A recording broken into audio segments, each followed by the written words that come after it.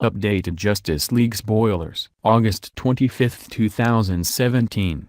The film begins on Themyscira with a young Diana. Her mother Hippolyta tells her one of her old war stories similar to WW. We cut to the history lesson while Hippolyta narrates. Humans, Amazons, Thanagarians, Atlanteans, Kara-El and the Corps fight alongside each other to fight off Darkseid's army. Kara is wearing Superman's black suit with the silver symbol. I don't know who the actress is. After Darkseid's army is defeated they retreat. Just when everyone begins to celebrate their victory a boom tube sucks up Kara. We cut to present day. It has been 4 months since the death of Superman. Together the world pays tribute. London, Hong Kong DC, Metropolis. Everyone lays flowers at Superman's grave in Washington. His headstone is a big /S/. A mother loses her kid, calling out for him. When she finds him he's standing at the grave in awe. He's dressed as Superman. That night several people light candles around the grave while Martha watches it on the news. In Metropolis Lois gets a taxi to the broken Superman memorial. She stares at the statue's head. This scene in particular with Lois was very emotional. She has flashbacks of Clark the end of MOS when he joins the Daily Planet and they both smile. A scene where Clark is asleep and Lois kisses him before she leaves. All while we hear Clark say I love you. This is my world. You are my world. You can hear the slow version of the MOS theme playing. We cut to the scene of Bruce on a horse searching for the village. Once there he talks to Arthur. Arthur turns down his offer etc. We follow Arthur back to his home, a lighthouse. WW is in London at an auction. Her job is dealing with old artifacts and paintings. It is there where she buys the statue of Hera. Diana is a very rich and successful woman. She lives in Paris but also has an apartment in London. The Hera statue is not for work but for her apartment. Her apartment is seen in the trailer. Her apartment is very old-fashioned, a fountain, other Greek statues etc. There is a news report of a hold-up at the Old Bailey.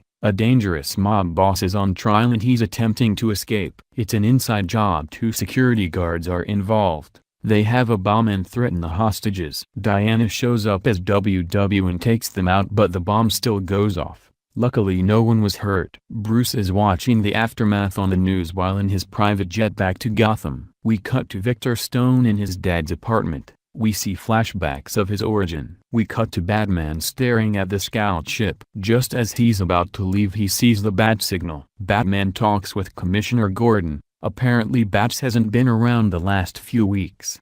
Gordon questions Batman's ways branding criminals, killing them.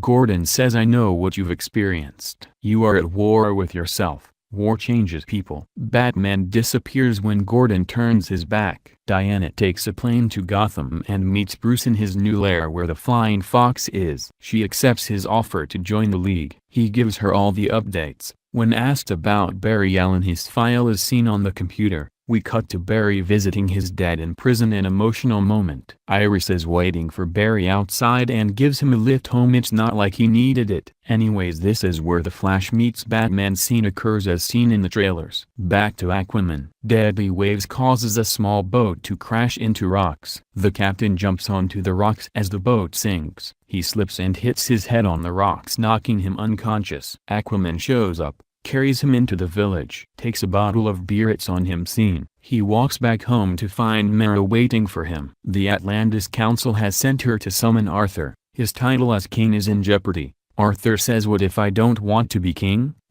He goes with her. Back to Cyborg. He's at Gotham University, his old school, hiding under the bleachers watching his old teammates training for a game. He sees a girl running up to one of the teammates and kisses them. We cut to a flashback of Victor in a game with Coast City University. He lands a touchdown therefore winning the game. The girl was his girlfriend. She kisses him. Back to present day. Diana greets Victor under the bleachers. She asks him to join. He calls it a curse, that it ruined his life and his dreams. He asks to be left alone. Diana leaves but says your curse can help save lives. On Themyscira Hippolyta stares at a sculpture of young Diana. The mother box they protect starts going bonkers. Hippolyta senses danger so sends her best warriors to protect it, including herself. They believe the enemy will come in through the door. A boom tube opens in front of the mother box. Steppenwolf arrives. A big fight between Steppenwolf and the Amazons. Steppenwolf is the victor. He takes the mother box as a boom tube sucks him up. In Atlantis, Arthur floats before the council. The Atlantis court houses many artifacts including a mother box. Orm and Vulko are council members. Orm calls Arthur a surface dweller while Vulko defends him. One member says to be king you need to be with your people, not on the surface or something like that. Mera watches. Orm continues to put down Arthur but Mera swims in to defend him but the guards take her aside. Arthur starts to defend himself, explaining how it's a burden to be of both worlds yet not belong to either, that he has a mother he never met, that he's unsure if he can be a king. The mother box starts going bonkers again. This time it lets out a shockwave that throws back several people and scaring fish nearby. Arthur checks on Mera. Steppenwolf arrives. After a quick encounter, Aquaman is defeated and Steppenwolf leaves with the mother box. Arthur swims to the grave of the first Atlantean king, taking his armor and trident. Back in Gotham, several scientists are kidnapped including Silas Stone, Cyborg's dad.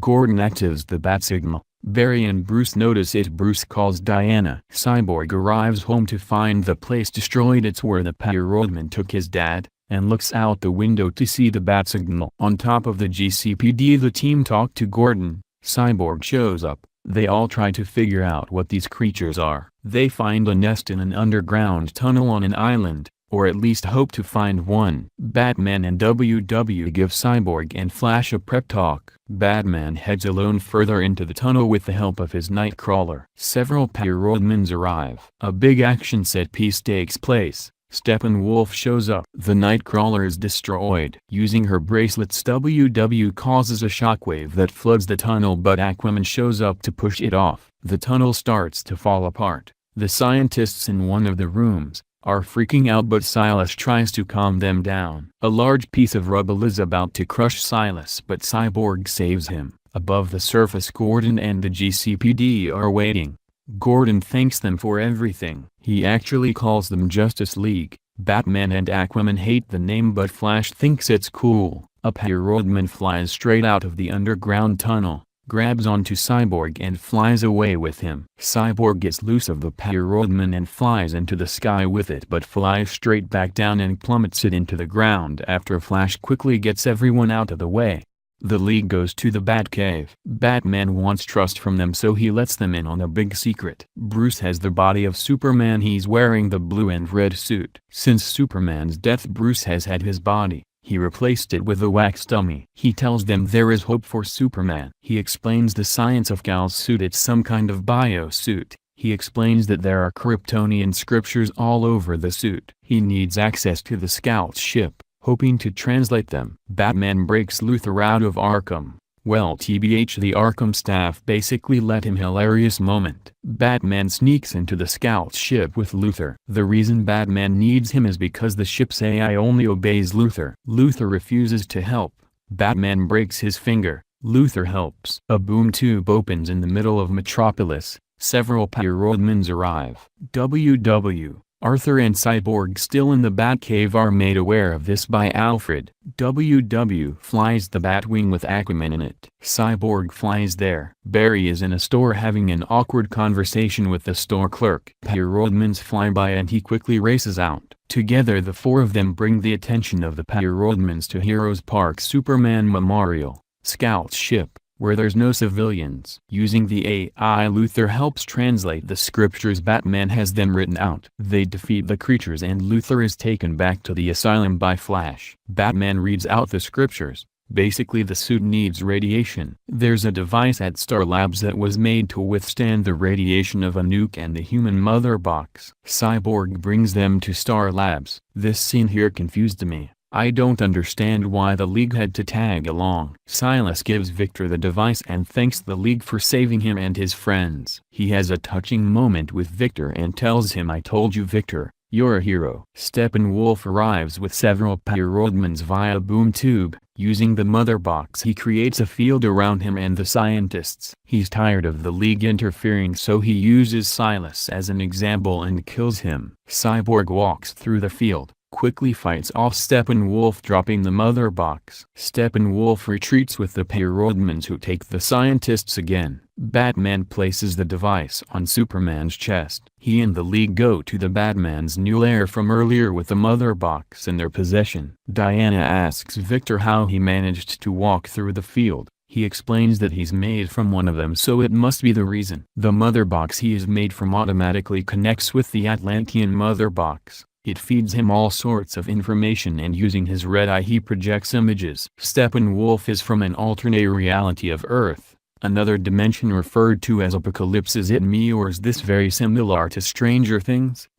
It's the reason Steppenwolf knows Earth so well, how he was able to find Atlantis in Themyscira. The only way to access this dimension is via a mother box. Apparently there are thousands of them. They want the scientists to create Parademons. An image of Darkseid is projected. This is the only time we see him. The scene from the trailer of Bruce staring at a hologram of Superman isn't in the film. He's actually looking at Darkseid, who by the way looks like the literal definition of a tyrant. Darkseid wishes to enter our Earth and make it his own. From our side you can open portals, but you have to find access points. From the other side you can create boom tubes anywhere on Earth, probably more advanced mother boxes.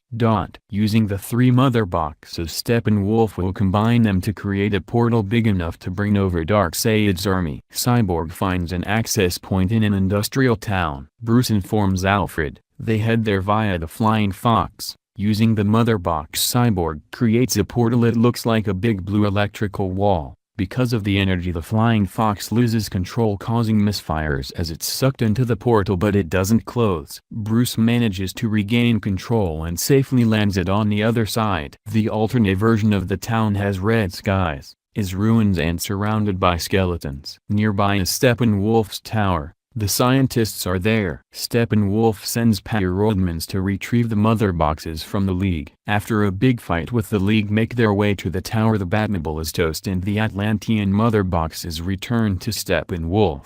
In the Batcave, Superman wakes up. He meets with Alfred, who informs him on everything. Superman makes his way to the access point. We don't get a full look at him yet or hear him speak. Steppenwolf combines the 2 mother boxes. He sends a message to Darkseid, telling him only 1 mother box remains. The League fight their way inside of the tower. Batman and Flash focus on saving the scientists while the rest face off against more Parademons. After the creatures are defeated and the scientists are saved, the League team up to face off against Steppenwolf. Steppenwolf looks at Cyborg and says something like, "I thought I was gonna have to come for you, but you came to me." After a big fight, Steppenwolf is victor. He grabs hold of Cyborg and starts to transform the mother box sorta like a Rubik's Cube, slowly removing it from his body. But out of nowhere Superman flies in and punches him into the already 2 combined mother boxes, slowly destroying him. The League is in total shock and awe, to which Superman replies, "Sorry I'm late." Using the Flying Fox they enter their own world through the portal, but not before Cyborg closes it. We then get that iconic JL-style intro of the League walking towards the camera as shadows with the sun behind them. In the end everyone goes back to their own lives. Lois is at the Kent farm with Martha. Clark arrives. This was a beautiful moment. Martha runs to Clark, hugs him and cries. Superman and Lois kiss, slowly levitating off the ground. He notices the engagement ring on her finger as they smile. Back at the new lair, Bruce gives Flash a new suit. Just as he leaves with it, Superman enters the cave. He and Bruce have a conversation. Clark thanks him for saving his life, while Bruce thanks him for inspiring him to become a better hero. They shake hands as Bruce welcomes him to the Hall of Justice.